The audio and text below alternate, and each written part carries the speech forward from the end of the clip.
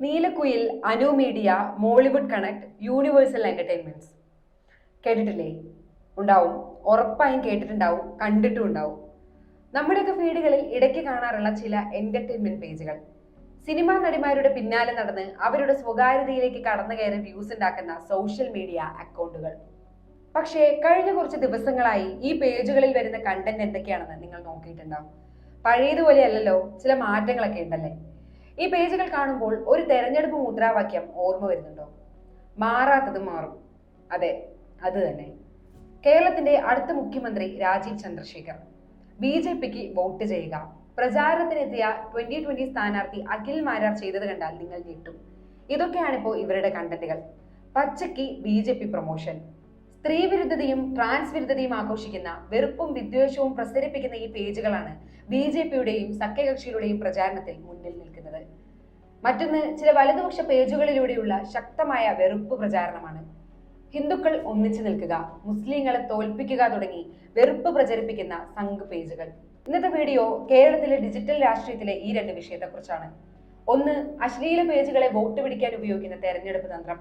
രണ്ട്, കേരളത്തിന്റെ മതനിരപേക്ഷതയ്ക്ക് ഭീഷണിയായ വലതുപക്ഷ വിദ്വേഷ പ്രചാരണങ്ങൾ.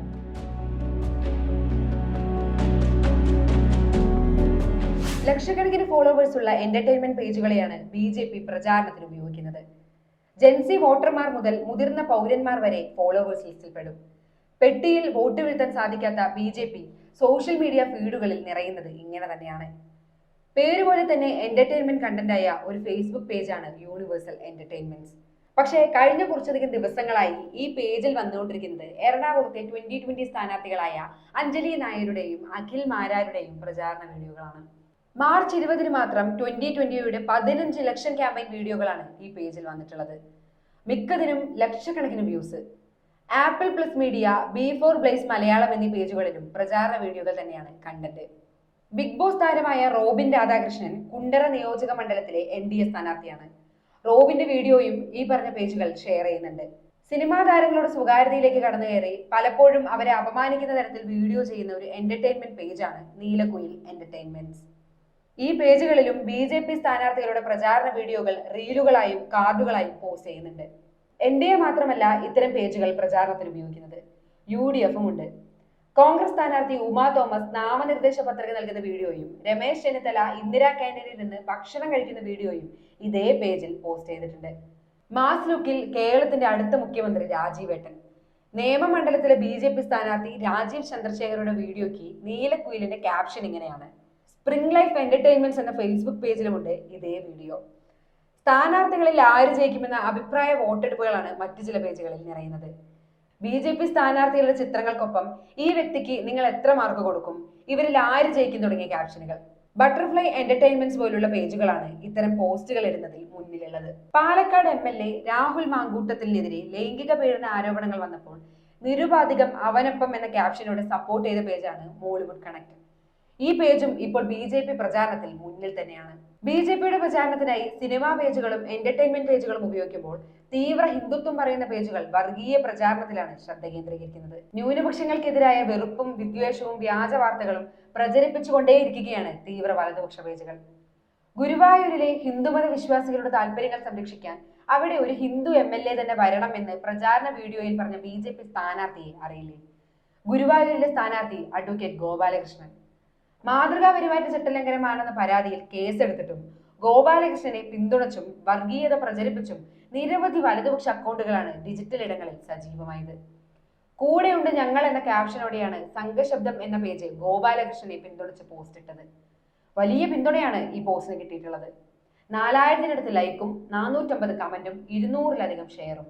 ഹിന്ദുസ്ഥാന്റെ കാവിപ്പട, മെട്രോമാൻ, സംഘസാരഥി എന്നീ അക്കൗണ്ടുകൾ ഈ പോസ്റ്റ് കോപ്പി ചെയ്ത് അതുപോലെ ചേർത്തിട്ടുണ്ട്. മുസ്ലിം ലീഗ് നേതാക്കളെ ലക്ഷ്യമിട്ടും ഇവർ പ്രവർത്തിക്കുന്നുണ്ട്.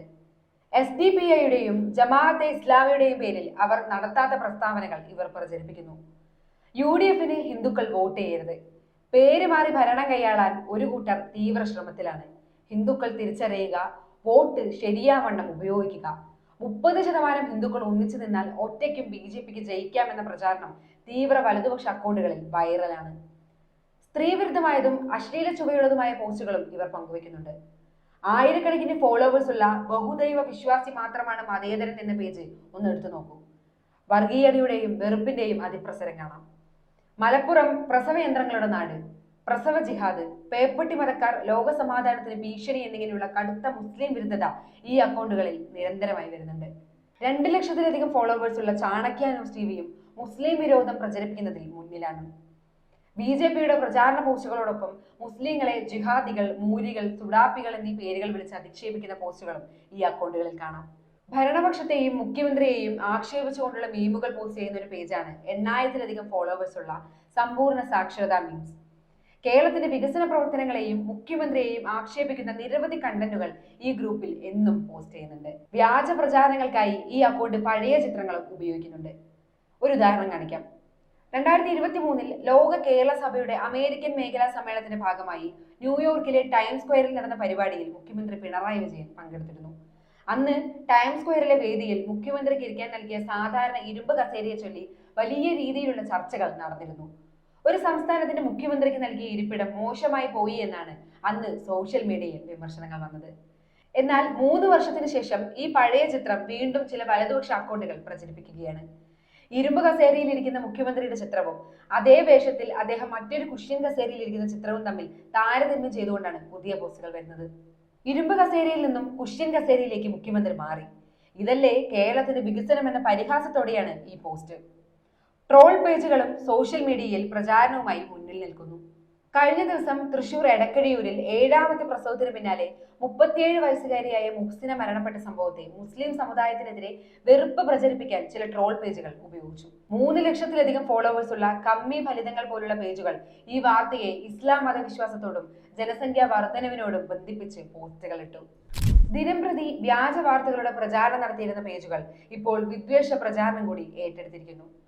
എന്റർടൈൻമെന്റ് പേജുകൾ BJPയും NDAയും വലിയ തോതിൽ പ്രചാരണത്തിന് ഉപയോഗിക്കുമ്പോൾ ചാണക്യ, കർമ്മ, സുദർശനം, ത്രയംബക പോലുള്ള തീവ്ര വലതുപക്ഷ അക്കൗണ്ടുകൾ കടുത്ത വിദ്വേഷ പ്രചാരണങ്ങളുമായി മുന്നിൽ തന്നെയുണ്ട്. എന്തായാലും ഇവരെത്ര വോട്ടുകൾ NDA മുന്നണിക്ക് വാങ്ങിക്കൊടുക്കുമെന്നറിയാൻ മെയ് 4 വരെ കാത്തിരിക്കണം.